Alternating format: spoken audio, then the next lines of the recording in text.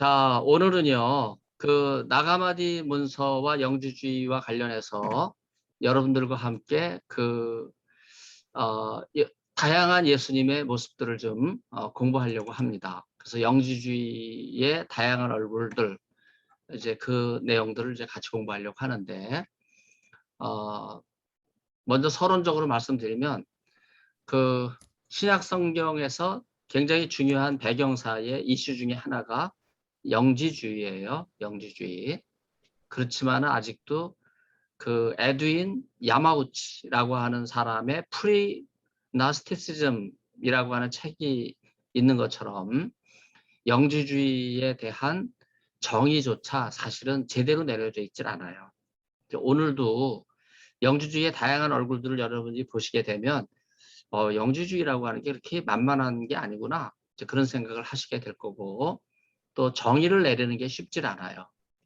결론적인 말씀 먼저 드린다고 한다면 영주주의는 지역에 따라서, 그 다음에 사람에 따라서, 또 여러 사상에 따라서 다양한 얼굴을 가지고 있다. 여러분이 그렇게 우선 결론적인 정리를 해주시면 좋을 것 같습니다. 1945년 그 하브 이집트 나그 하마디에서 13개 콥트 사본들이 발견됐는데, 이게 이제 영주주의 문헌이기 때문에 어떤 책은 Gnostic Gospels 뭐 이렇게 부르기도 하죠. 또 어떤 책은 Gnostic Scriptures, 영주주의 복음서다, 영주주의 경전들이다, 뭐 그렇게 불러서 마치 영주주의를 해결해야 하는 것과 같은 이제 그런 문서를 간주했는데, 지난번 우리가 몇 시간 통해서 공부한 바에 의하면 학자들의 편견이었어요. 그냥 나가마디 문서는 영주주의 문헌이다, 그렇게 봐왔는데, 실제로 나가마디 문서 하나하나를 보면 어느 하나의 그 영주주의 모습을 찾아내기가 쉽지 않을 만큼 다양한 문헌들이었다 하는 것을 알게 됐거든요. 그래서 1947년 사회문서와 더불어 20세기 고고학의 백미다 이렇게 이야기함에도 불구하고 나가마디 문서는 아직도 베일 가운데 있어요. 1968년 제임스 M 로빈슨은 이런 말을 했죠. 이제 콥트 영주주의 문서는 쿰란으로부터 그리스도교 영주주의까지의 틈 사이에 다리를 놓는 증거 자료를 제공할 것이며, 그럼으로써 그리스도가 나타났던 상황에 대한 우리의 이해를 도울 것이다. 이거 굉장히 중요한 말이에요. 그래서 여러분이 이제 그 학위 논문을 쓴다든지 아니면 영주주의를 논한다든지 또 기독교 기원을 논한다든지 또 역사적 예술을 논한다든지 할 때는 반드시 이 쿰라문서와 더불어 나가마니 문서를 다룰 수밖에 없다. 이제 그런 생각을 여러분들이 갖고 노력을 하셔야 돼요. 서론적인 말씀을 계속 드리면 많은 자료들이 영지주의와 기독교 관계에 대한 그 연관성을 많이 제시했음에도 불구하고 나가마디 문서들이 워낙 다양하고, 또 그 나가마디 문서가 보여주는 영주주의가 체계가 잡혀 있지 않기 때문에 일관성을 보여주고 있지 않다 하는 생각을 여러분들 하시게 돼요. 그래서 아까 얘기했지만 이제 참고문헌에 제가 소개한 책이에요. 야마우치, 에드윈 야마우치, 일본 사람인데 이 사람은 독일에서 공부했으니까 독일 사람이고 영어로 번역된 책이 프리나스티시즘 이란 책인데, 자세한 책 제목은 생각 안 나지만 중요한 책 제목 단어 가운데 하나인데, 그 책의 가장 초반부에 영주주의의 다양한 정의들을 쭉 이렇게 열거하고 있어요. 그만큼 영주주의는 어느 하나의 모습으로 접근하기 어렵다, 그만큼 다양하다고 하는 걸 여러분들이 생각하면 좋을 것 같아요. 그 영주주의는요, 초기 기부들에게 영주주의라고 알려지지 않았어요. 영주주의라고 하는 단어가 생긴 거는요, 19세기, 20세기예요. 네. 그러니까 최근에 우리의 용어지. 그러니까 조심해야 돼. 나가마디 문서나 초기 교부들이 우리가 생각하는 영주주의가 아니라는 거예요. 그거는 우리의 관심이야. 우리의 전제예요. 그래서 처음 교부들이 이 문헌을 봤을 때, 또 나가마디 문서가 기록됐을 때는 영주주의라는 단어 자체가 없었다. 그렇게 생각하셔야 돼요. 이제 우리가 만든 용어로 과거를 규정하려고 하는 독단이라고 할 수 있죠. 잘못된 그 전제에 빠져서는 안 된다 하는 걸 여러분들이 생각하고, 그래서 어떻게 이해하면 좋을까? 이제 제가 영지주의에 붙여진 다양한 이름들, 또 그 실체들, 지역들, 사람들, 사상들, 이걸 종합적으로 봐야 된다 하는 거예요. 그러다 보니까 영주주의는 어느 한 모습이 아니다. 다양한 모습이다.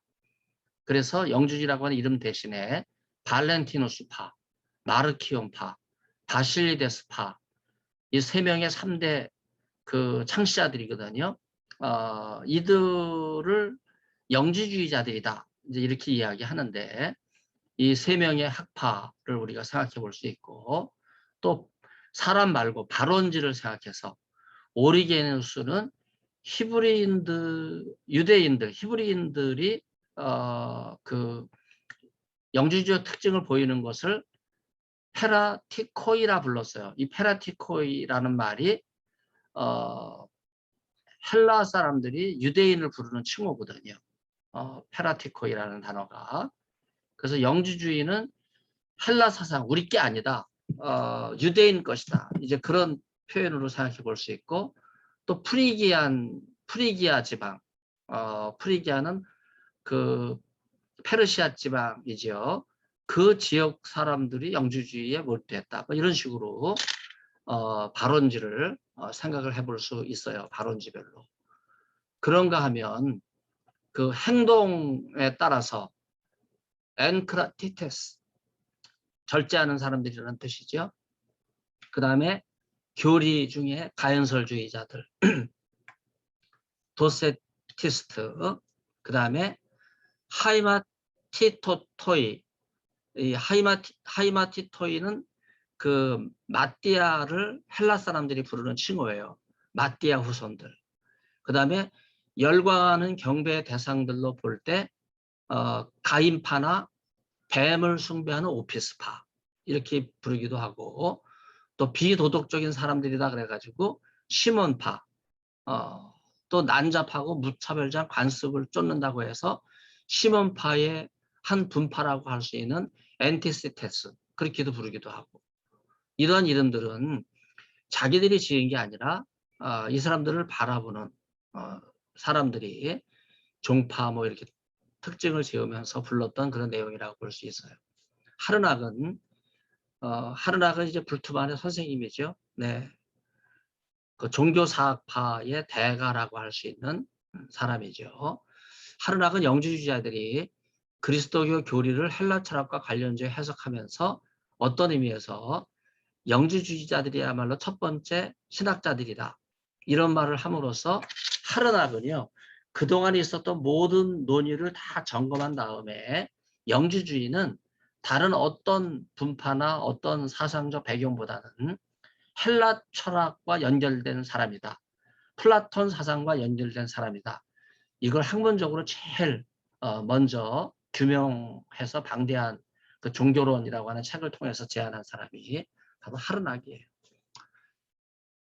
이 하르낙의 또 같은 시대에 라이첸슈타인, 이분은 주 그리스도 뭐 그런 책이 있죠. 큐리오스, 뭐 크리스토스, 그런 책이 있는데 그는 예수님을 영주주의 배경에서 이해했던 아주 독특한 그 헬레니즘 철학자 중에 하나라고 말할 수 있는데, 이 사람은 시리아, 바빌로니아, 페르시아 이런 배경적 연구에 관심을 많이 뒀어요. 그래서 주라는 칭호라든지 뭐 그리스도라는 칭호는 다 이런 그 근동의 종교적 배경 속에 온 것이다. 이제 그렇게 이야기하면서 영주주의에 대해서는 특히 고대 2단계 종교인 조로아스터교의 영향을 받은 거다. 이런 주장을 했어요. 이때 또 윌리엄 부세트라고 하는 비렐름 독일 사람이니까 영주주의 증거로 필로, 헤르마스문헌, 칼데아 신조 이런 걸 인용하면서 바벨론과 페르시아 전승을 결합하고 초기 기독교의 중요한 문헌들의 영주주의 색채가 강하다. 이제 이런 연구를 제안했는데 실제로 하르락이나 라이첸슈타인이나 그 부셋의 이 연구는요 지금 그렇게 인정받지를 못하죠. 네, 한쪽으로만 해석을 했다 하는 생각들을 많이 하고 있기 때문에 영주주의 우주론이 주로 페르시아와 메소포타미아 종교에서 유래했다. 또 조로아스터교적 존재론적 이원론에서 유래했다. 이런 그 주장을 하면서 두 우주적 세력이 물질계에서 서로 싸운다 하는 거예요. 천사를 거느린 선과 빛의 세력인 아후라 마즈다가 귀신들을 거느린 악한 영 혹은 흑암의 세력인 아흐리만과 서로 싸운다 이거예요. 그래서 이 아흐리만 세력은 원래 바벨론의 점성술과 관련되어 나타나는데 학자들은 영주주의가 유대주의에서 기원한 것으로 그렇게 주장하기도 해요. 그래서 사마리아 유스티니아누스는 영주주의의 기원을 유대파에 두지는 않았지만은 그러나 유사하다 이렇게 결론을 내릴 정도로 또 한동안은 유대적 영주주의가 연결되는 그런 주장도 있었죠. 한스 요나스, 네, 그 독일 사람이니까 요나스라고 하는데 이제 미국 사람들은 조나스 그렇게 발음을 하죠. 네, 영주주의를 이해할 때 이분이 처음으로 지리적, 언어적, 다양한 가능성, 다양성을 염두에 두고 이제 분류를 했는데 이제 두 가지 분류를 했어요. 1차적 자료와 2차적 자료로 나눠서 1차적 자료에서는 하부 유프라테스, 현재 그 이라크 지역에서 한때 머물렀던 만데아파, 만이교 종교로 나가는 그런 책들. 그 다음에 발렌티누스 학파에 속한 초기 그리스도교 곱트 작품들. 발렌티누스는 그 알렉산드리아와 또 카이로에서 활동을 했기 때문에 곱트 교회의 뿌리는 영주주의다. 그 다음에 그 이 만데아와 연결된 마니 파푸루스 또 그런 연결. 그 다음에 중국 투르케니스탄에서 발견된 투르판 단편. 그 다음에 헤르메스의 트리스 메네게스투스라고 불리는 헬라어로 된 작품들. 그 다음에 도마 행정과 솔로몬의 노래. 여기 솔로몬의 노래는 여러분 처음 들어보셨을 거예요. 솔로몬의 시편, 또 솔로몬의 지혜서, 또 그 구약 성경의 시편과 달리 솔로몬의 노래, Songs of Solomon은 영주주의 문헌이에요. 그래서 신약 성서 외경으로 그렇게 간주를 하거든요. 솔로몬의 Songs of Solomon은 구약 외경이 아니고 신약 외경이다. 영주주의와 관련되는 그런 문헌이다. 그렇게 생각해 볼 수 있고요. 그 다음에 2차적인 자료로서는요. 교부들의 논쟁 속에 이런 작품들이 많이 등장해요. 대부분 이단 논백을 썼던 오리게누스나 타르툴리아누스나 또 이레네우스 이 3대 저자가 이단 논박이라고 하는 책을 썼는데 사실 영주주의 문헌들이 이단 논박 이 교부들의 글에만 전해지지 실제로 전해지지 않는 경우가 많거든요. 그래서 2차적인 자료로 말할 수밖에 없는 거죠. 또 3세기 이후 만이교를 논박하면서 반이단적인 작품들, 그 다음에 보스트라의 티투스와 관련된 작품들, 또 성 아우구스티누스의 글, 그 다음에 데오도르 바 코나이의 작품, 이런 것 속에 일부 영주주의 이단들에 대한 글이 소개된다 하는 거죠. 그 다음에 신비적인 종교들, 이시스, 이거는 이집트 종교죠. 미드라스는 페르시아 종교죠. 그 다음에 아티스, 이거는 고대 그 아티카 지역이죠. 이런 신비 종교, 미스테리오스 컬트, 비렐름 부세트 아까 얘기했는데 그 책이 주로 이런 그 신비 종교들을 이야기하고 이 종교들을 영주주의에 연결짓는 그런 작업을 한 거죠. 그 다음에 랍비 문헌들, 구약과 관련되어 있는 영주주의 기원을 구역으로 보려고 하는. 그 다음에 이슬람의 문헌들. 이슬람은 분명히 영주주의의 뿌리를 갖고 있거든요. 그래서 이슬람은 세계 4대 종교가 아니라 이슬람은 영주주의 한 분파다. 이제 이렇게 봤던 그런 시대도 있어요. 이러한 증거들은 영주주의 사상이 언어적으로 볼 때 헬라어, 곱트어, 아람어, 페르시아어, 터키어, 중국어. 네. 최경환 목사님은 그 고대 중국어 잘해요? 지금 간자 중국어 말고. 네. 조금 압니다. 네. 그러면 이 중국어로 되어 있는 만이교, 네스터리 경교 이쪽에 영주주의 문헌이 중국어로 많이 되어 있는데 제가 그 이제 SBL에 가면 여러 분파가 있거든요. 나가마디 분파도 있고 곱트 분파도 있고 도마 분파도 있고 여러 분파가 있는데 그 중에 서양 사람들이 이 중국어 문헌을 갖고 와서 얘기를 하는데 잘 몰라요, 중국어를.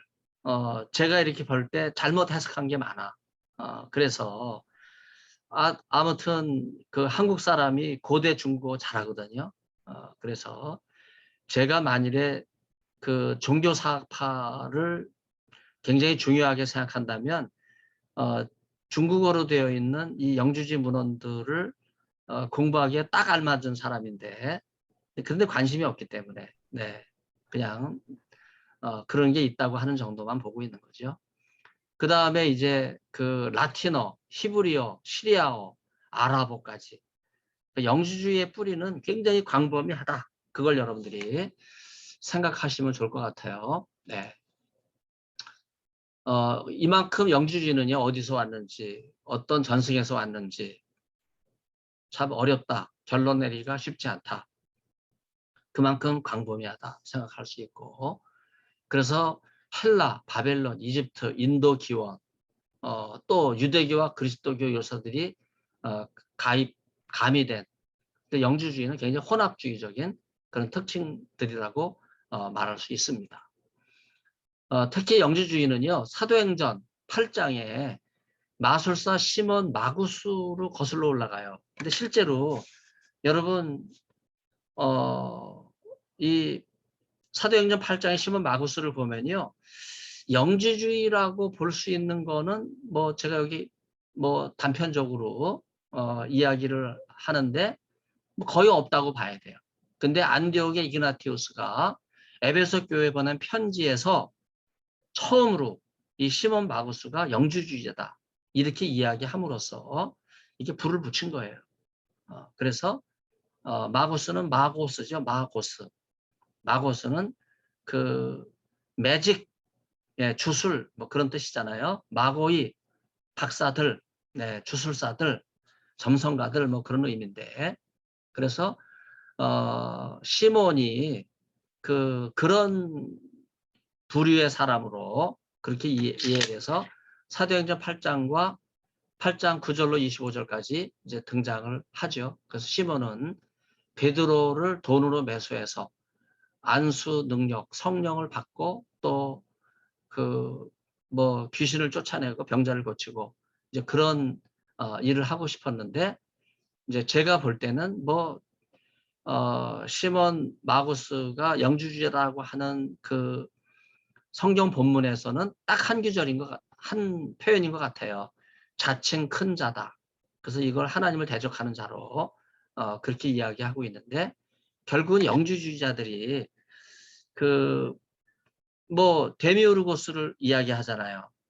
야훼 하나님이 아니라 그러니까 하나님을 대적하는 큰 자, 그런 입장을 보이기 때문에 이제 그 귀절 때문에 아마 그 시몬 마고스를 영주주의자로 그렇게 본 것이 아닌가 하는 생각을 하게 되고 그래서 사도행전의 기록을 제가 평가할 때 시몬이 영주주의자다 하는 그런 표현이라기보다는 이제 영지주의자들이 자기들의 그 그룹에서 시몬 마고스를 영주주의의 기원으로 이렇게 출발점으로 거슬러 올라가서 이야기한 거에 지나지 않는다. 이제 그렇게 하고 그걸 사도행전의 성경적 기원으로 찾으려고 하는 그런 내용이라고 볼 수 있어요. 만일에 그렇다면 영주주의자들에게는 사도행전도 영주주의문으로 보려고 하는 시몬 마고스에 대한 기록을 영주주의에 대한 기록으로 보려고 하기 때문에 영주주의자들 그룹에서 그렇게 탐색을 하는 거지 실제로 영주주의의 그런 표현이라고 보기는 어렵다. 네, 이제 그렇게 생각해 볼 수 있죠. 시몬 마고스에 대해서는 그 이레네우스와 히폴리토스도 언급을 하죠. 이제 그 문헌 가운데 나오는 내용을 제가 이렇게 끄집어내 보면 시몬은 헬레나라는 여자와 다녔다 이거예요. 영주주의자들 금욕주의자인데 여자와 다닐 필요가 없거든요. 근데 자기의 이런 성적인 헬레나와의 관계를 전혀 성적으로 죄의식도 없이 그냥 아무렇지도 않게 지내는 이런 모습은 너무나 특이하다고 하는 거죠. 헬레나는 창녀예요. 그런데 시몬이 이 여자와 다니면서 자기에게 영감을 주는 사람으로 그렇게 이해했다고 하는 것은 이제 충격적이죠. 또 신의 사색, 동반자, 창조의 기원, 헬레나를 어떻게 보면 여성성을 넘어서 마치 어떤 그 여신으로 추앙하는 이런 내용들이 사색에서 비롯된 천사들이 신의 권능을 탐내서 한 인간의 육체 속에서 신의 사색을 감금하는 데 성공해서 결국은 이 헬레나라고 하는 여성 속에 마치 신적인 영감이 갇히는 그런 이제 내용으로 이해를 해보는 거예요. 그래서 헬레나의 역사는요, 이제 그리스 신화 트로이의 전쟁, 이 트로이에 대한 이야기는 호메로스의 일리아드 오디세이 대서사시에 나오잖아요. 이 헬레나에서 시작되는 모든 여인의 족보가 헬레나에서도 시작이 되는데 물질 속에 감금된 영혼을 상징하고 그래서 시몬이 전념한 사명은 천사들의 속박 속에서 영혼을 해방시키는 일과 같다. 이제 그런 내용들이 전해지는데 이러한 헬레나의 여신의 이미지가 훗날에는요 영주주의 우주론과 연결이 되면서 바로 엔노이아를 방출하는 그런 여성으로 오른쪽에 이 엔노이아 모가지가 잘려졌는데 그 에베소 셀수스 도서관에 있는 5개의 그 여성 신을 가리키는 거예요. 4개인가? 4개는 양쪽에 2개씩 4개네요. 네. 그래서 궁극적인 계시이면서 또한 만물보다 앞에 계신 하나님의 존재를 가리키는 굉장히 신비로운 그런 여성으로 등장하면서 엔노이아는 만물의 어머니, 궁극적인 하나님의 계획에 따라 천사들과 대천사들을 창조하도록 예정된 존재로 그렇게 이해를 하고 있는 거죠. 네. 그래서 엔노이아는 어떻게 보면 하나님과 거의 비슷한 위치에까지 올라가고 그 다음에 영혼의 우주의 혼, 제가 직역을 하면 아니마 문디, 땅의 영혼, 이런 관점에서 세계 영혼 이런 관점에서 이해를 하는데 그러나 결국은 이 엔노이아도 자기가 창조한 천사들에 의해서 배반을 당하죠.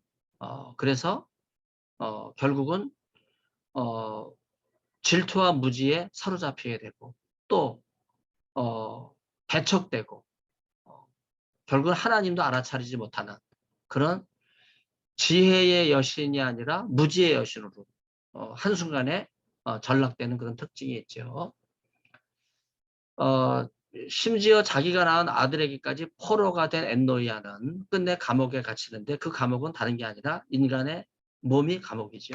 그 영주주의에서는 인간의 몸은 영혼의 감옥이라고 이야기하는 거예요. 결국 고통스럽게 이제 환생을 통해서, 이 환생은 부활과 다르거든요. 그런데 영주주의 신화에서는 환생이 자꾸 등장해요. 이 환생이라고 하는 용어는 이시스 오시리스 신화에서 환생이 되거든요.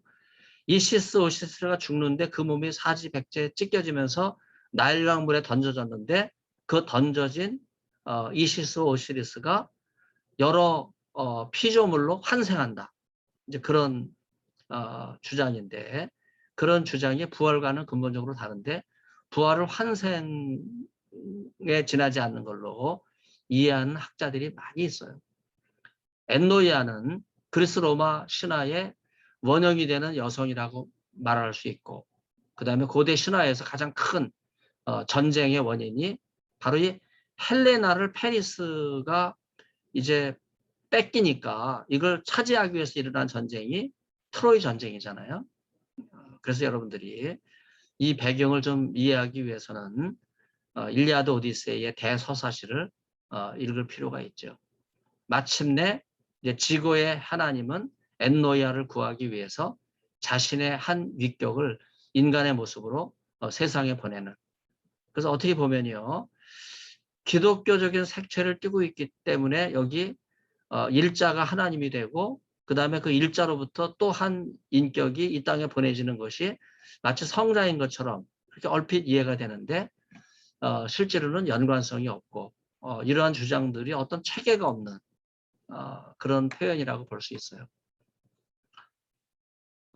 데미오르구스가 연결되어 있지 않지만은, 그러나 분명히 이 일자, 여기서 말하는 하나님은 데미오르구스나 그 아르콘들과 다 있다고 볼 수 있어요. 아르콘이라고 하는 말은 헬라어 아르콘, 아르콘토스. 여러분 아시죠? 통치자. 그렇죠? 이제 헬라어로는 그렇게 들어와 있지만 그걸 통치자로 번역하면 의미가 달라지기 때문에 제가 그냥 아르콘으로 그렇게 그냥 부르는 게 좋다는 생각을 해요. 에온과 아르콘.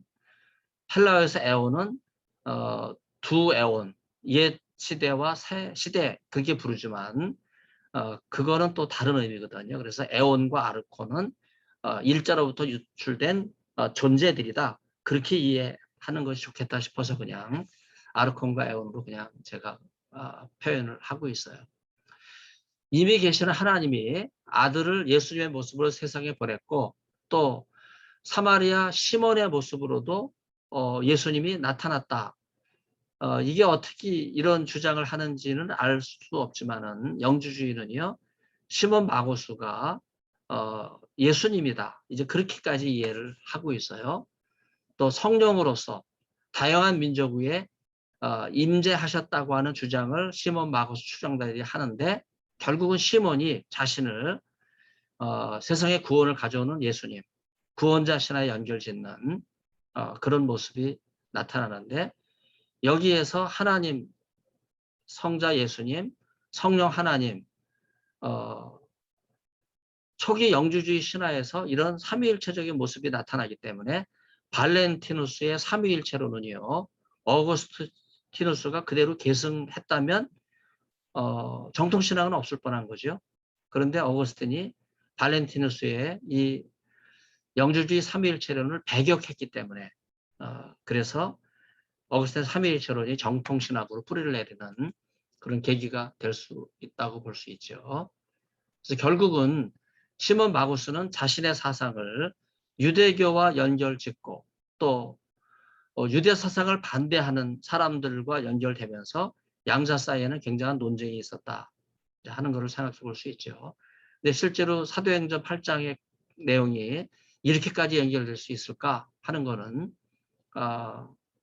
우리는 받아들일 수 없는 거죠. 그런 영주주의자들은 거기에서 뿌리를 찾고 있기 때문에 시몬 마구스에 대한 언급이 많이 있었던 거죠. 창조주인 신은 영원히 멸망하기를 바라는 악의 신이다 이거예요. 선한 신이 아니죠. 그래서 시몬은 구약의 신, 또 구약의 예언자들, 구약의 신은 악한 그 신이고, 그 다음에 그 예언자는 사기꾼이다 이렇게 여기면서 영주주의적 특징을 계속 시몬과 연결짓는 내용을 생각해 볼 수 있어요. 또 시몬을 순회 그 선교자의 모습으로 이해를 하기도 해요. 로마의 클레멘트는요, 자칭 고전 소설 중에 로마에서 베드로 사도를 반대한 논쟁에 대해서 기록하면서 몇 사람이 시몬의 교리를 받아들이고 그를 따랐다. 이제 그런 이야기를 하고, 이 이야기의 그 하이라이트는요, 시몬 마구스가 순교하거든요. 스가랴가 피를 흘려 그 순교하는 것처럼, 아벨의 피가 소리를 지르는 것처럼. 그래서 영주주의자들은 이 시몬 마구스가 순교한 사람으로 그렇게 이야기하면서 결국 이 순교를 통해서 신의 반열에 올라가게 됐다. 그래서 자신의 신적인 걸 증거하기 위해서 어리석은 사람들한테 로마에서 순교했다고 보는데, 상공에 그 몸이 끌어올려졌다가 갑자기 땅으로 추락을 하면서 온몸이 산산조각이 나서 그 비참한 최후를 맞이했다. 이제 그런 내용도 전해져요. 시몬 마구스가 죽은 다음에도 그 영향력은 계속됐고요. 그 제자 가운데 메난드로스가 있고, 또 메난드로스 뒤를 이은 사람이 사투르니누스라고 하는 사람들이, 이런 계보로 이어지는 거죠. 그래서 사투르니누스는요, 시리아 안디옥에서 활동하면서 가연설을 주장했어요. 그래서 마지막 이제 시몬 마고스, 메난드로스, 그 다음에 이 사투르니누스까지 오면서 영주주의는 사상적으로 발전됐다고 볼 수 있고, 이제 이후에는요, 주 무대인 사마리아까지 내려와서, 이제 마고스를 창시자로 보니까 사마리아까지 내려왔다고 보는 거죠. 그리고 또 내려가서 세계 최대 도시라고 할 수 있는 알렉산드리아에 옮겨서, 알렉산드리아에서 영주주의는 최전성기를 맞았다고 볼 수 있어요. 그러면 마고스의 제자들을 조금 더 보면, 메난드로스는 사마리아에서 태어난 시몬의 후계자가 돼서 시몬의 마술 작업을 완성한 사람으로 자처하고 나섰고요. 자신이 세상에 감금된 영혼들의 구세주다, 이렇게 선언했고, 창조 때에 자기가 협조했다는 거예요. 참 허무맹랑하죠. 인간이 어떻게 천지창조에 협조했나. 이런 얘기 얼핏 들으면 예수님께서 태초에 로고스와 함께 계셨고 로고스와 함께 천지에 창조하는 데 참여했다고 하는 그런 주장과 연결이 되는데, 바로 그 주장이 요한복음이 영주적 문헌이라고 하는 증거인가, 그렇게 질문하게 될 때 우리는 단호하게 아니다 라고 대답을 해야죠. 요한복음은 그 계시의 언어지 영주주의적 해석이 아니기 때문에. 그래서 구속된 영혼들, 천사들에게서 벗어날 그런 방법도 제시했고, 또 이 메난드로스는 이제 절대적인 신성도, 신적인 특징도 갖고 있었기 때문에 영주주의 문헌에 자주 등장하는, 마술을 완성했다고 보니까 초인적 인간이다, 그렇게 생각을 했겠죠. 사투르니누스는요, 안디옥에 그 학원을 세웠기 때문에 메난드로스와 달라요. 안디옥은 동방교회, 서방교회 중심지, 에데사는 동방교회 중심지. 여러분, 동방교회는 이단이 아니죠. 에데사에서 출발한 동방교회는 곱트 동방교회, 그리스 동방교회, 러시아 동방교회, 그렇게 이제 분파를 이루고 나가죠. 동방이라는 말을 정이라는 말을 바꾸기도 하죠. 곱트 정교회, 그리스 정교회, 러시아 정교회.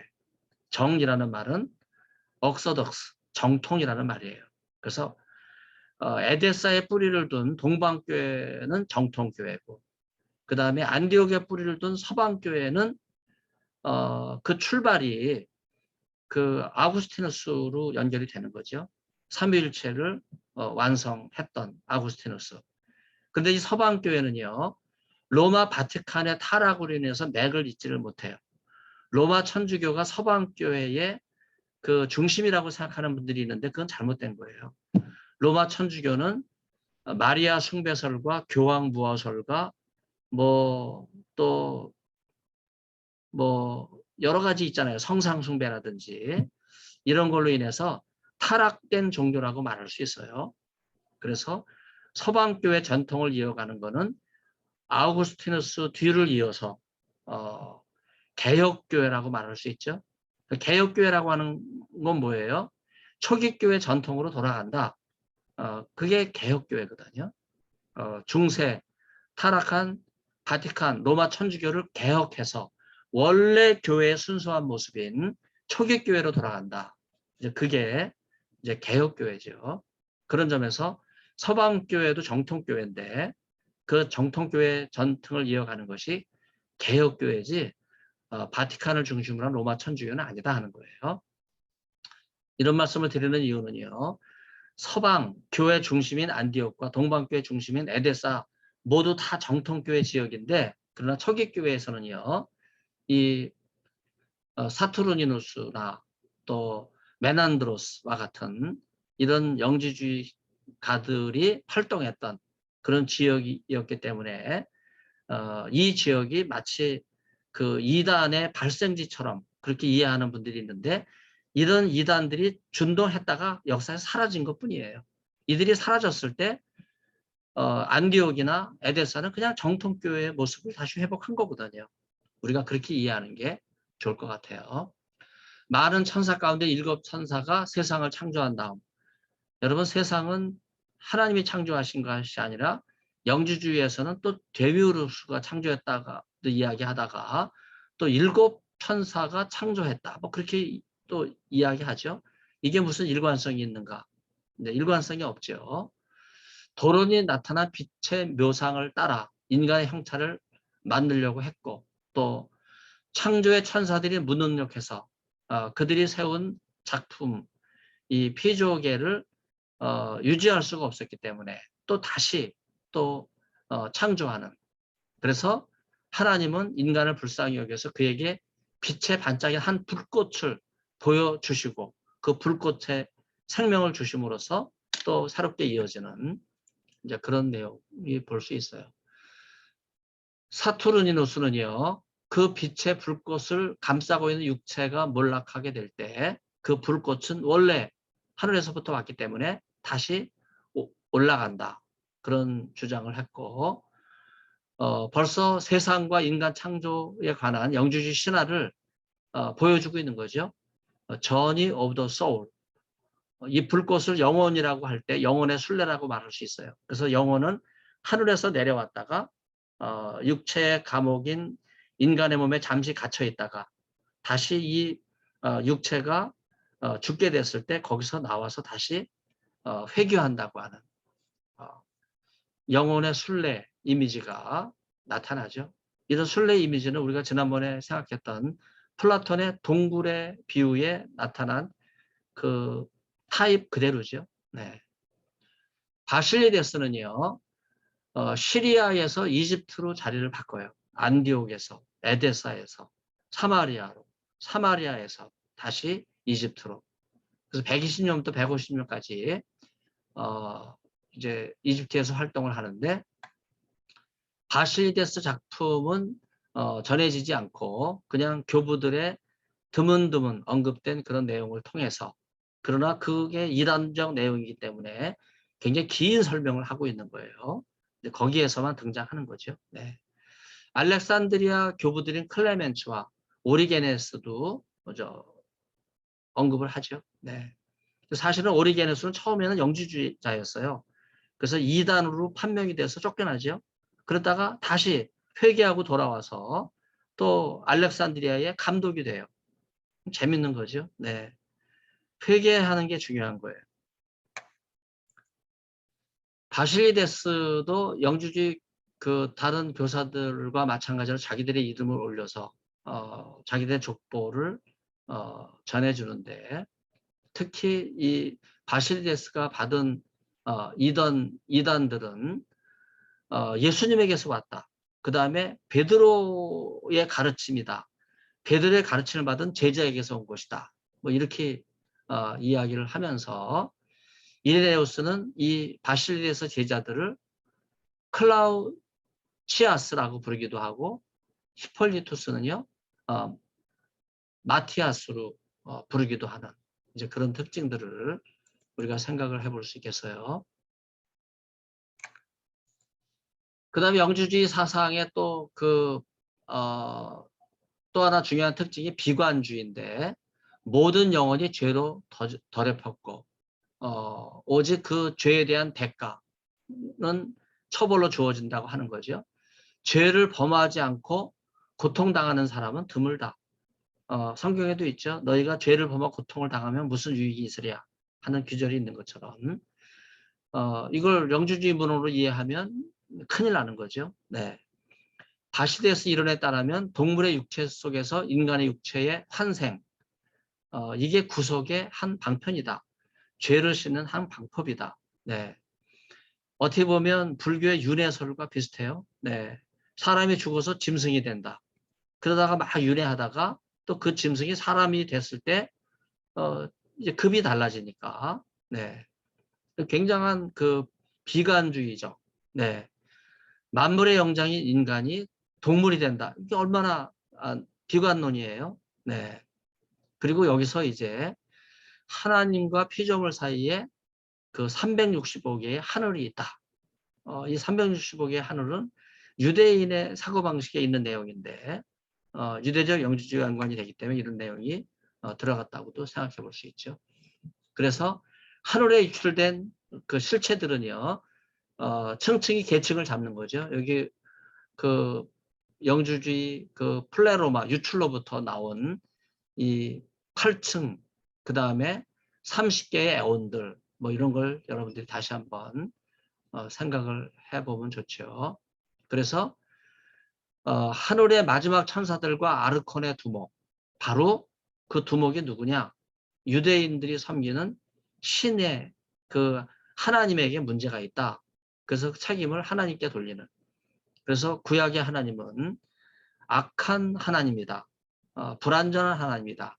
이렇게 보려고 하는 것이 그 영주주의자들이고요.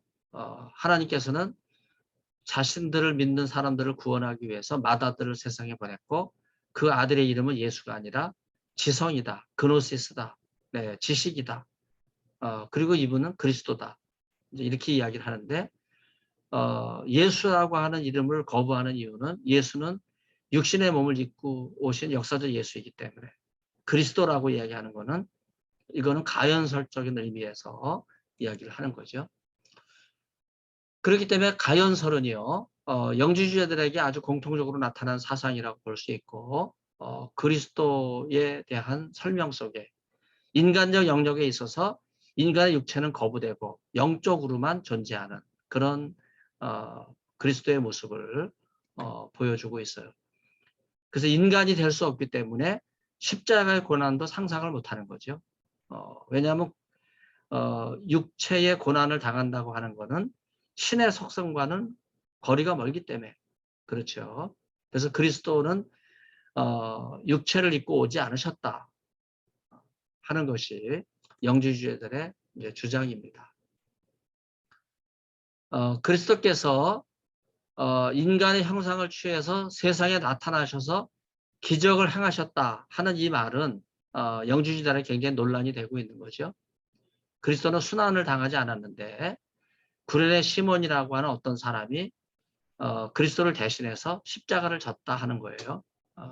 그래서 그리스도께서 세상에 나타나서 기적을 행하셨다고 하는 것은 신적인 영역이기 때문에 그래도 어느 정도 가능한 것으로 보려고 하는 그런 특징을 우리가 볼 수 있고, 그러나 예수님께서 십자가를 지셨다 이렇게 이야기하는 것 자체는 받아들이지 못하는 거죠. 그래서 그리스도께서 이 세상에 오셨을 때 조롱과 멸시를 당하셨다 하는 그러한 내용들을 나쁜 천사들의 감시와 비웃음의 기간 동안에 있었다가 다시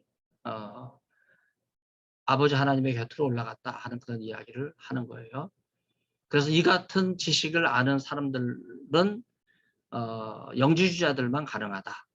그래서 아르콘의 지배에서 벗어난 사람들만 이런 지식을 알 수 있다. 이야기를 한 거죠. 네. 나음을 받지 않은 아버지의 계획. 영주주의에서 등장하는 표현이기 때문에 제가 인용을 했습니다. 그 영혼의 부활을 선포하지만 예수님이 육신의 몸을 입은 적이 없기 때문에 육신의 부활은 인정하지 않는 거죠. 네. 그래서 육체는 감옥이고 부패할 수밖에 없는 거기 때문에 결코 육체의 부활을 인정할 수 없는 거죠. 네.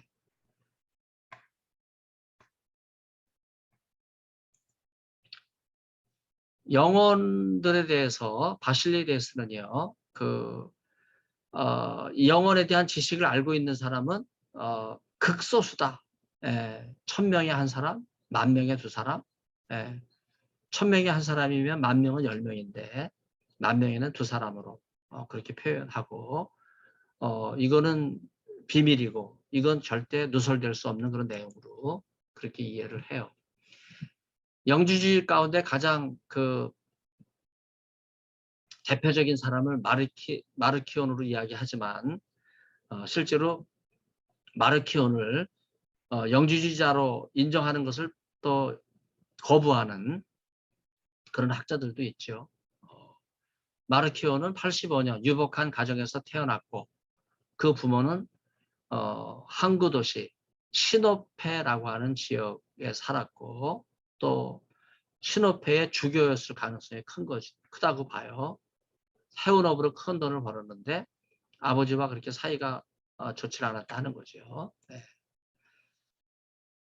그 시너펀 교회에서 마르키온을 몰아낸 사람이 그 아버지라고 볼 수 있는 거죠. 감독으로서 이단자가 나타났으니까. 그래서 흑해 연안에서 마르키온은 140년경에 로마로 무대를 옮기죠. 이때 마르키온의 나이는 한 60대쯤 된 거죠. 마르키온은 로마에 도착하자마자 해운업의 후예답게 이제 거액의 기부금을 이제 로마 교회에 내고 이제 자기가 고향을 떠나서 그 로마에 살면서 많은 추문들이 일어나는데 그것을 가리기 위해서 돈을 낸 것이 아닌가 하는 생각을 하게 되고 그래서 마르키온이 로마에 오자마자 한 4년이 지난 다음에 로마 교회도 마르키온을 쫓아내고 마르키온이 낸 모든 기부금을 다 돌려주는 이제 그런 일이 있게 돼요.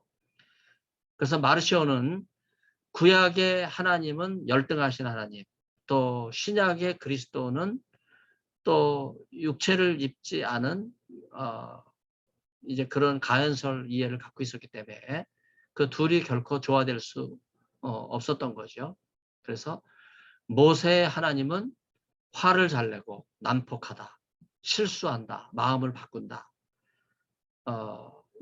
예수님은 예수님의 아버지는 평화로우시고 용서하시는 분이시다. 그래서 신약의 하나님과 구약의 하나님이 조화가 되지 않는 그런 내용들을 볼 수 있어요. 결국 마르키오는요. 유대인의 하나님과 신약의 하나님을 다르다 그렇게 이야기를 하고 전혀 관계가 없다 하는 그런 결론을 내리게 되죠. 그리고 구약을 다 거부해요. 신약만 경전으로 삼죠. 그래서 예수님은 아예 육체로 오시지 않았다. 뭐 구약의 예언을 거부하는 거니까 구약의 예언을 따라 예수님이 오셨다고 생각을 안 하는 거죠. 네. 그래서 마르키오는요. 금욕적인 생활을 장려했고 또 순교까지도 해야 된다 하는 그런 주장을 했음에도 불구하고 실제로 그는 자기의 그 정욕, 쾌락을 참지를 못해서 많은 추문을 뿌린 거를 이제 알고 있는 로마 교회는 그를 이제 추방하게 된 거죠. 결국 마르키오는요 돈으로 교회를 세웠다고 볼 수 있고 돈으로 자기 사상을 세웠다고 볼 수 있어요. 그래서 마르키오는 신학에서 유대적 요소를 제거하는 데 힘썼고 구약 성경을 거부했고 또 유대적 요소를 갖고 있는 바울 서신과 또 누가복음을 개정을 해요. 그래서 구약 성경적 요소 다 빼버리고 또 누가복음에서 구약 성경 요소를 다 빼버리는 이제 그런 그 성경도 이제 만들게 되죠. 네. 돈으로 다 했던 것 같아요. 그래서 정통교회 입장에서 볼 때는 이 마르키온이 엄청난 시련이 됐다고 볼 수 있어요. 그래서 초기교회가 정경 작업을 착수하게 된 계기가 이 마르키온 때문에 이런 일이 앞당겨지게 됐다고 볼 수 있어요. 그래서 다시 유대적 요소를 강화하려고 하다 보니까 마태복음이 그 이레니우스 때까지 가장 많이 읽히는 그런 복음서가 되죠. 그래서 마르키온을 중심으로 한 영주주의자들은 구약에서 유대적 요소를 거부하고 플라톤의 헬라 사상을 강화하는 쪽으로 나가는데 이걸 이단으로 인식한 초기교회는요. 마르키온에게서 다시 유대적 요소를 찾아오고 그 일환으로 마태복음을 아주 중요하게 간주했던 그런 특징을 생각해 볼 수 있어요. 그래서 마태복음이 추공동체 사람들이잖아요. 안디옥을 거점으로 해서 활동했던 사람들이 이제 마태복음을 기록을 한 건데 결국 큐 공동체가 마태 공동체로 병합되는 그런 특징을 볼 수 있고 이런 그 정경화의 박차를 가하게 될 때 정통교회는 마르키온과 반대편에 서게 되는 거죠. 그러면서 유대교와 그리스도교를 연결하는 그런 역할을 한층 가속화시키게 돼요. 굉장히 그 중요한 거죠. 이런 측면들이. 네. 넘어가 버렸는데. 네. 그래서 마르키온이 없었다면 초기교회의 정경화 작업은 그렇게 서둘러지지 않았을 거다 하는 생각을 하게 되고요. 그 다음에 바르다이산이라는 영주주의 파 중에 이 사람은 시리아 귀족이고 철학자고 그 다음에 바르다이산 혹은 바르데사네스라고 다소 후기 영주주의 사람들이라고 볼 수 있어요. 150년경 에데사에서 태어났고 마니교 창시자인 마니처럼 바르다이산도 왕과 또 많은 백성들을 자기의 믿음을 갖도록 왕가 출신답게 지배력을 확대했다고 볼 수 있어요. 그래서 영주주의 기독교 최초의 나라가 바로 이 지역에 있었을 거다라고 생각하는데 스티븐 펠러라고 하는 사람은요. 에데사야말로 최초의 기독교 국가이자 유일한 영주주의 국가였다. 이렇게 결론을 내리는데 뭘 근거로 하는지는 잘 이해가 안 되죠. 네. 그래서 바르다이산은요. 부활에 관한 교리를 전면 거부하고 그렇죠. 네. 그래서 바르다이산이 이끈 이 기독교 국가가 결국은 최초의 국가 종교로 확립된 것이 아닌가 이런 주장을 하는 사람이 바로 이 사람이에요. 펠러라고 하는 학자죠. 네. 뭐 겉모습 갖고 이야기할 수는 없지만은 아무튼 이런 독특한 주장, 이제 과거의 한 견해에 지나지 않는다. 영주지 문헌이다. 이런 말도 바로 이 펠러가 한 거기 때문에 여러분이 역사적으로 사실은 그 더 이상 도마복음서를 영주지 문헌으로 보지 않는 그런 차원에서 이런 주장을 한 학자는 우리가 이제 기억을 하고 있어야 되겠죠. 네. 영주주의 사상이 다양하게 될 때 이제 오른쪽 이 그림이 그 알렉산드리아의 맞은 도면인데 항구 도시로 굉장하죠. 번창했죠. 네. 이 지역에 있었기 때문에 알렉산드리아가 세계 3대 도서관 중에 하나가 거기 있었잖아요. 버가모와 에베셀수도 도서관 다음으로 거론되는 3대 도서관. 도서관 규모로 보면 가장 큰 고대 그 지중해에 있는 그 도시 가운데는 가장 큰 도시.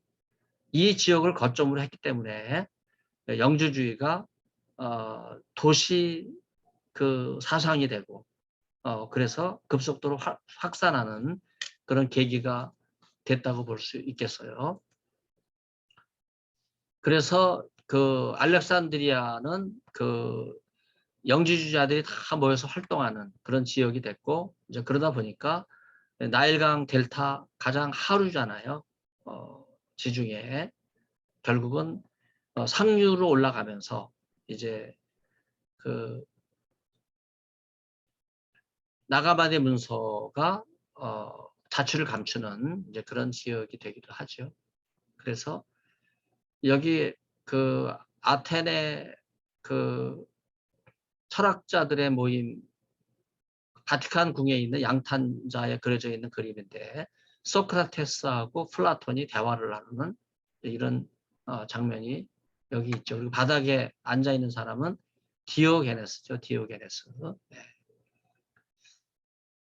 이들은 왜 인간에게 고통과 질병과 죽음이 맞는가 하는 이런 문제에 대해서 굉장히 고민했고, 이것을 알아내기 위한 그런 영적 지식, 비밀 이런 걸 탐구하다 보니까 영주주의라고 하는 독특한 사상 체계를 만들어낼 수 있었다고 생각해 볼 수 있죠. 영주주의 신화는요, 대개 이런 체계를 갖고 있는데, 일자로부터 다른 신적인 애원들이 유출됐다. 지난번에 본 거죠. 그리고 이 애원들과 함께 천상계인 플라로마가 형성됐다. 플라로마는 충만한 거죠. 땅에 충만하고 번성하라 하는 이 의미가 플레로마예요. 영적 세계가 이제 충만해짐으로써 전 세계는 빛과 평화로 가득 차게 됐고, 그 자체가 완벽했다 하는 거예요. 고통과 아픔이 설 자리가 없다 이거예요. 그런데 왜 고통이 들어왔고 또 죽음이 들어왔는가? 이해가 안 된 거죠. 이제 그래서 영주주의 사상의 체계가 이제 생겨나게 됐다고 볼 수 있죠.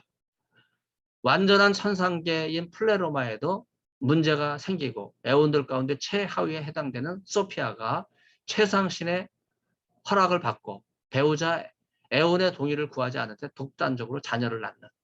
그래서 결국은 소피아의 소생이 바로 물질계와 인간을 만든 창조주 데미우르고스가 되는. 데미우르고스는 하위 신이면서 창조주가 인간에게서 빼앗은 신적인 요소, 소피아의 영혼, 그거를 간직한 그런 인물로 보고, 바로 그걸 인간에게 전해준 그런 그 조물주로 보는 거죠. 그 플레로마에서 떨어져 나온 신적 요소가 물질계에 갇혔다. 구체적으로 말하면 인간 몸속에 갇히게 됐다. 이제 그런 그 사상적 체계를 보여주고 있어요. 영주주의 사상은 굉장히 다양한데, 특히 그 불꽃, 영이라고 하는 이 신적인 요소가 인간의 내면 속에 있고, 결국 물질에 불과한 인간의 육체가 참 지식인 영지를 획득할 때 바로 신적인 그 요소를 얻게 된다고 하는 거죠. 결국은 영주주의 사상에 있어서는요, 천상계와 아무 상관이 없는 하등한 존재인 데미우르고스가 인간을 창조한다고 보는 거예요. 그러면서 어떻게 천상의 영이 그 하등한 조물주에 의해서 창조된 인간에게 머물 수 있는가? 빛의 성광이 어떻게 인간의 육체 속에 머물 수 있는가? 이런 문제가 굉장히 궁금했던 거죠. 그 대부분은 인간이 육체라고 하는 어둠 속에 갇혀 있기 때문에 자기 속에 있는 섬광을 모르는 거죠. 섬광이라는 게 한번 반짝거리는 거잖아요. 그리고 나서 빛이 있는지 없는지를 모르잖아. 그런데 이제 구세주와 같은 한 사람이 이제 그 실체를 찾아서 여행을 떠나는 거죠. 그게 영지주의 신화의 구속자 신화죠. 다른 사람들은 성광이 있는지 자기 속에 빛이 있는지 모르고 그냥 어둠에 갇혀서 살아가는데, 그러나 리디머, 구속주만 그 성광을 찾아서 빛의 세계를 향해서 길을 떠난다는 거예요. 그래서 리디머 미스, 구속자 신화가 여기서 이제 나오게 되는 거죠. 그래서 참 지식인 영은 그 창조주가 아니라 영주주의에서는 일자로부터 유출됐다. 이제 그렇게 이해를 하고 있는 거죠. 그리고 이제 그리스도가 인간 속에 있는 빛을 희미하게 찾아서 그 빛의 근원을 찾아 영혼을 떠나고 또 그 빛을 발견했을 때 그 빛의 세계에 그냥 머물지 않죠. 플라톤을 말하면 이데아 세계에 그냥 머물지 않고 다시 돌아오는 거예요. 그래서 어둠 속에 있는 사람들에게 와서 빛의 실체를 증거함으로써 영의 속박 속에 있는 인간을 자유롭게 하는 이런 노력을 계속하는 거죠. 그래서 그리스도를 통해서 영이 육체와 세상의 속박으로부터 벗어나 플레로마로 돌아간다. 그리고 이 플레로마가 다시 하나님과 합일이 된다. 이런 내용이 영주주의 구속자 신학의 핵심적인 내용이라고 볼 수 있어요. 그 데미우르고스는요, 창조주와 물질계의 중간적인 존재로 등장하는 거죠. 네. 그래서 데미우르고스는 일자와 인간 사이에 이제 중개자 역할로서 네, 창조주, 조물주 개념도 있지만은 그러나 완전한 그런 형태는 아니죠. 아르코는 이제 통치자라고 하는 뜻을 갖고 있지만은요, 물질계를 다스리는 영적 존재로서 데미우르고스의 부하들에 지나지 않는다고 그렇게 우리가 생각을 해볼 수 있어요. 영주주의자들은요, 구원자의 역할이 고통이나 죽음과는 아무 상관이 없다. 그런 점에서 예수님께서 육체를 입고 고통을 당하셨다. 또 순환주간에 한 주간 고난 가운데 계셨다. 십자가에서 고통을 당하셨다. 이런 내용들이 이해할 수가 없는 거죠. 그래서 구속자 신화에서 십자가형은 등장하지 않아요. 네. 그리고 일반 종교가 죄라고 이야기하는 것을 영주주의자들에게는 죄란 사상이 발견되지 않죠. 특히 인간의 쾌락을 극대화하는 이 동성애에 대해서 죄라는 인식이 없는 것처럼 영주주의자들은요, 인간의 성적인 결합이 주는 그 뭐 욕망이라 그래야 되나? 이걸 죄라고 받아들이지 않는 거죠. 성경이 금지하고 있는 이 동성애, 이걸 우리말 성경 가증한 말로 번역한 히브리어 토에바는 금지하셨다라고 하는 뜻인데, 인간의 욕망에 충실한 동성애자는 동성애를 죄라 거부하기를 받아들이지 않잖아요. 거부하잖아요. 그러면서 오히려 항변하죠. 왜 동성애 쾌락만 죄인가? 이성의 쾌락은 죄가 아닌가? 이렇게 이야기하면서 동성애 쾌락을 죄로 인정하지 않죠. 이건 궤변에 지나지 않는 거예요. 이성애의 쾌락은 하나님의 창조 질서 속에 하나님이 세상을 창조하신 목적 속에 있는 거기 때문에 그건 죄가 아니고 선한 거거든요. 그런데 동성애는 하나님의 창조 질서를 거부하는 거기 때문에 그건 하나님의 목적과 반대되는 거니까 이 죄라고 하는 거, 이걸 받아들이지 않는 거죠. 네. 그래서 영주주의자들은요, 종교가 순수하게 지켜야 될 계명에 대해서 인정하지 않는 거죠. 계명이나 율법에 구속당하지 않는 그런 측면을 여러분들이 이제 영주주의 문헌을 통해서 확인하면 좋을 것 같아요. 우리말로 나가마니 문서가 번역됐다고 하는 거 지난번에 말씀드렸는데 나한테 전자 파일이 어디 있는지 알고 했더니 없더라고요. 여러분 지금도 찾을 수 있습니까? 전자 파일? 혹시 전자 파일 갖고 있어요? 나가마니 한글로 번역된 거. 있는 분 한번 고개 끄덕거려 보세요. 아무도 없어요? 한글로 번역된 나가마니 문서가 있는데 그게 전자 파일이 있으면 그걸 검색을 할 수 있거든요. 그래서 여러분이 이제 논문을 쓸 때 그 번역이 잘못됐지만은 그러나 검색을 통해서 영주주의 문헌의 자웅동체라든지 또 신부의 방이라든지 여러 그 동성애와 관련된 그 욕망, 타락 또 그 육신의 그 성적 쾌락을 굉장히 미화하는 이런 내용들을 쭉 찾아가지고 그것을 여러분들이 동성애와 관련돼서 나가바디 문서의 영주주의자들이 왜 이런 동성애에 대해서 죄의식이 없는가, 그런 걸 여러분이 생각해 볼 수 있어요. 영주주의는 분명히 이 동성애가 연결되어 있기 때문에 오늘날 그 동성애 옹호자들 자기도 모르는 사이에 영주주의자들로 전락해 버렸다. 여러분 그런 생각을 해야 돼요. 네. 지금도 장신대 그 채플과 그 수업에 동성애 무지개 그 뒷배경이라 그러나 그게 올라가면서 예배를 방해하고 수업을 방해하는 일이 계속되고 있거든요. 근데 우리 학생들이 그걸 몰라요. 이 동성애가 영주주의의 그 잘못된 죄의식 전혀 연관이 없다고 하는 그런 생각들을 해야 되죠. 그래서 이런 무지와 착각에서 벗어나는 거, 영주주의의 최대 함정인데 동성애를 옹호하는 학생들도 여전히 그런 무지와 착각 속에 있다고 하는 거. 해답은 분명해요. 구약 성경에 있거든요. 동성애는 죄다 이렇게 말씀했고, 그 다음에 구약의 하나님 야훼를 열등한 하나님을 거부하는 이런 영주주의자들의 생각이 자기들의 편견 속에 있다고 하는 무지, 이런 걸 드러내주는 것이 중요하다고 하는 생각을 여러분이 하면 좋을 것 같아요. 그래서 영주주의는 그리스도께서 비밀리에 오신 분이다 이렇게 이해를 하는데 이건 잘못된 거예요. 예수님은 역사의 한복판에 오셨어요. In the middle of the history. 역사의 한복판에 오셨다. 네. 그래서 예수님이 태어날 때 동방의 박사들이 왔고 들의 양치는 목동들이 왔고, 여러분 태어날 때 누가 여러분 태어난 거 압니까?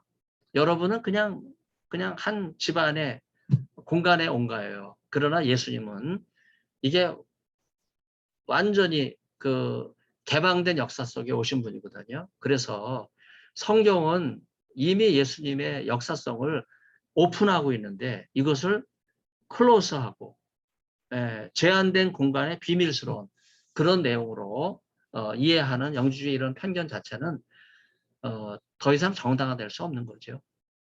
그래서 초기 교회에서는 아직 이단이 규명이 안 됐고 경전이 나오질 않았고, 이제 그렇기 때문에 이제 인간의 지성에 호기심이 있기 때문에 뭔가 쾌락도 의미를 부여하고 뭔가 그리스도에 대해서 구속사 신화로 재해석하고, 헬라 철학에 만연된 그레코 로만 시대에서 영주주의적 플라톤 사상으로 그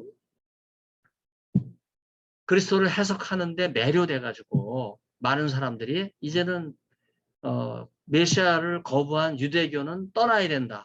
그러면 구약 성경도 버려야 되지 않는가 하는 이러한 그 영주주의자들의 주장에 현혹됐다고 볼 수 있어요. 그렇게 몇십 년을 지내다가 정신을 차린 거죠. 하나님의 계시는 구약과 신약이 독립된 것이 아니라 하나가 돼서 예언의 성취라고 하는 그런 측면에서 이해하고 신약의 정통성은 구약에서부터 온다 하는 걸 하게 될 때 마르시온이 구약을 거부하고 구약에서 열등한 하나님으로 이제 평가절하하게 될 때 경전화 작업에 박차를 가하게 됐고, 영주주의가 이단으로 이단 논박이라고 하는 책을 통해서 오리게누스, 테르툴리아누스, 이레네우스 이런 분들이 이제 거부하고 그들의 책에 우리가 지금 쭉 이야기한 이런 이단들이 등장한다고 하는 거, 그런 걸 여러분들이 생각하면 감사한 일이에요. 우리는 정통신학 속에 있으니까. 근데 여전히 영주주의는요, 문화의 옷을 입고 지금 우리 앞에 다가와 있어요. 신천지라든지 구원파라든지 다 영주주의 옷을 입고 있거든요. 그런 점에서 우리가 이제 고대 종교를 알고 영주주의를 알면 현대 교묘하게 옷을 입고 다가오고 있는 이단들에 대해서 대처할 수 있다 하는 생각을 하게 되는 거죠. 자, 그러면 지금 시간이 벌써 많이 지났는데 1시간 15분, 2시 40분에 다시 만나서 수업을 진행하도록 하겠습니다. 제가 일단 껐다가 다시 들어올게요. 감사합니다.